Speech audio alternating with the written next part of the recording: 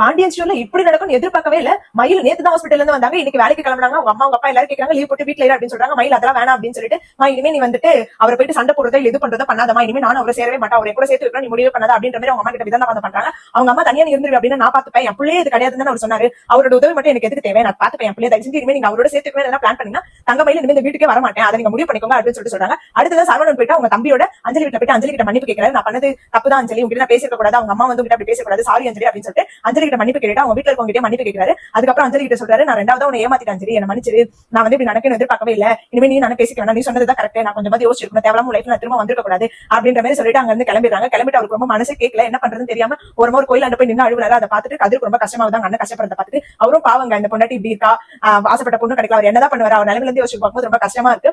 அதோட வந்து பாத்தீங்கன்னா நம்மளோட மீனை விட கட்டுறாங்க. செந்தில் வந்துட்டு ஏதோ போன் வருதுன்னு சொல்லிட்டு பீரோ ஓபன் பண்ணிட்டு அப்படியே வச்சு போயிறாரு. அவர் தான் இப்ப வந்து இல்லீகல் வேலை பண்றாருல, பேங்க்ல வந்து கமிஷன் எல்லாம் காசு வாங்கி தேவையான வேலை பண்ணிட்டு இருக்காரு. சோ வந்துட்டு அது மூலமா ஒரு காசு வரது வந்து வீட்டுல பத்தி வச்சிருக்காரு. அது மீனா பாத்துறாங்க. மீனா பார்த்து கேட்கறாங்க இந்த பணம் எவ்வளவு இப்படி வந்து உங்களுக்கு அப்படின்னு சொல்லி கேட்கறாங்க. எல்லாமே நான் சேவிங் பண்றேன் அப்படின்னு சொல்லிட்டு செந்தில் சொல்றாரு.